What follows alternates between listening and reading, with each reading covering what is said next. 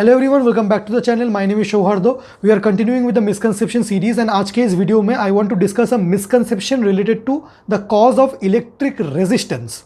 आज मेरे एक स्टूडेंट ने पूछा कि सर वो बुक्स में जो लिखा रहता है कॉज ऑफ रेजिस्टेंस, उसमें ऐसा लिखा रहता है, suppose we have a metallic conductor and what we have done is that we have applied a potential difference across the conductor.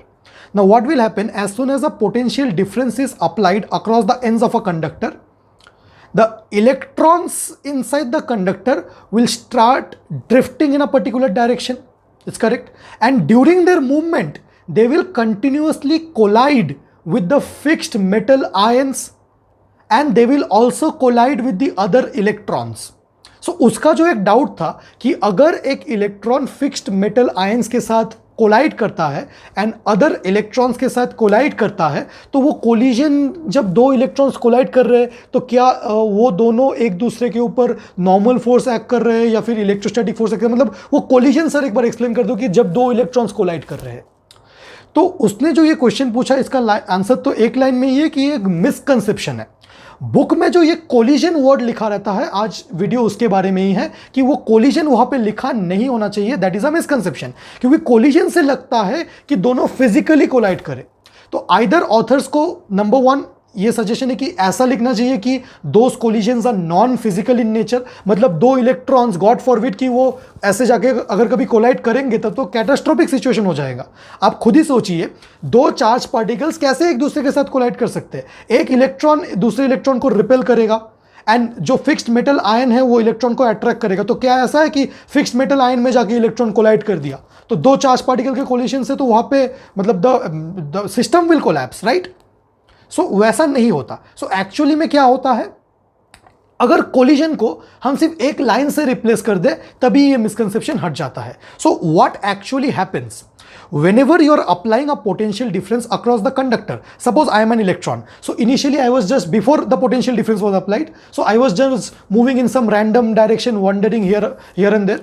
The moment the potential difference is applied, now I have to drift in a particular direction. मुझे life में एक direction मिल गया है, मैं एक particular direction में drift करूंगा। तो जैसे ही मैंने ड्रिफ्ट करना स्टार्ट कर दिया, अब मैं तो जाना चाह रहा हूं स्ट्रेट, अब मेरे बाजू में जो इलेक्ट्रॉन है दैट इज रिपेलिंग मी। तो मैं जाना चाह रहा था इधर, वो मुझे रिपेल कर रहा था, तो मैं जाऊंगा कुछ इधर। एंड यहाँ पे एक फिक्स्ड पॉजिटिव आयन है, वो मुझे इधर अट्रैक्ट कर रहा है। अगर मैं कंडक्टर के अंदर एक इलेक्ट्रॉन हूँ तो कुछ इलेक्ट्रॉन्स मुझे रिपेल कर रहे हैं, कुछ मेटल आयंस मुझे अट्रैक्ट कर रहे हैं एंड मैं जाना चाह रहा था इधर, बट इतने सारे फोर्सेस यहाँ वहाँ से है। तो एक्चुअली क्या कर रहा हूँ मैं?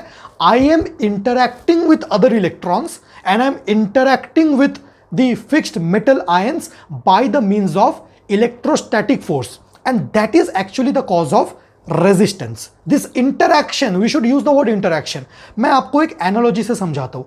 सपोज शाहरुख खान अपने घर से बाहर निकल रहा है and one fine day he saw that कोई भी फैंस बाहर खड़े नहीं है। तो शाहरुख खान जी निकले एंड क्योंकि कोई भी फैंस बाहर नहीं थे, वो स्ट्रेट चले गए पॉइंट ए से पॉइंट बी। तो क्योंकि उन्होंने किसी फैंस के साथ इंटरैक्ट नहीं किया तो वहाँ पे कोई टाइम वेस्ट नहीं हुआ, तो वो स्ट्रेट जहाँ पे जा रहे थे वहाँ पे चले गए। एंड एक दिन शाहरुख खान को जाना था एयरपोर्ट एंड वो निकले एंड बाहर सारे फैंस शाहरुख खान का वेट कर रहे थे। Now what Shahrukh Khan will do? He is very humble, he will interact with all his fans. Now during interaction some time will be taken. So उनको जो ये जर्नी कवर करना था, वो जर्नी में ज़्यादा टाइम लग जाएगा क्योंकि कुछ टाइम लग गया इंटरैक्ट करने में। So this is the cause of resistance. Whenever potential difference is applied across the ends of a conductor, the electrons in the conductor start drifting. Up to here is correct. Now during their motion, they continuously interact with other electrons. What is this interaction? These are electrostatic interactions. The other electrons are repelling this electron. The other metal ions are attracting the electron. So a particular electron continuously interacts with other electrons and the positive ions by means of electrostatic interactions. You can also call them collisions, but you must say these are non-physical collisions because collisions ऐसा ही हो रहा है, ऐसे कि मैं जाना चाह रहा हूँ इधर, कोई मुझे इधर पुल कर रहा है, एज इफ मतलब क्या हुआ कि वो कोलाइड करके मुझे ले गया। सो नॉन फिजिकल मतलब फिजिकली दोनों एक दूसरे को टच करके कोलाइड नहीं कर रहे, ठीक है ना? तो बेटर तो है इंटरैक्शन यूज करो। एंड अगर कोलिजन्स बोलना है तो नॉन फिजिकल कोलिजन्स बोलना चाहिए, वहां पे कोई एक दूसरे के साथ फिजिकल कोलिजन नहीं कर रहा है, दोनों इलेक्ट्रॉन ऐसे टकरा नहीं रहे, इलेक्ट्रॉन जाके पॉजिटिव आयन को हिट नहीं कर रहा है। और एक बात, वहां पे सिर्फ एक फिजिकल कोलिजन हो सकता है कि electrons can collide physically with the walls of the conductor. मैं इलेक्ट्रॉन हूं, ये कंडक्टर के वॉल्स है, वहां पे जाके इलेक्ट्रॉन्स फिजिकली कोलाइड कर सकता है। ऐसा ही सिमिलर सिचुएशन आपने काइनेटिक थ्योरी ऑफ गैसेस में देखा होगा। In kinetic theory of gases, we say that gas molecules move in all possible directions and they continuously collide with other gas molecules. So these collisions, again, they are non-physical collision. दो gas molecule ऐसे आपस में collide नहीं करते, ये सारे non-physical collisions है। The gas molecule can only collide physically with the walls of the conductor. अगर walls of the conductor के साथ collide कर रहा है, so those are physical collisions. So inside the conductor, the physical collisions are only with the walls of the conductor. And electrons के बीच में electrostatic forces of interactions है, those are non-physical collisions. And positive ion and electron के बीच में भी electrostatic force of attraction है। सो I hope ये doubt clear हो गया होगा। अगर और भी कोई मिसकंसेप्शन है तो आप मुझे नीचे बता सकते हो। I will take them again in the next videos. Till then, happy learning, take care, bye.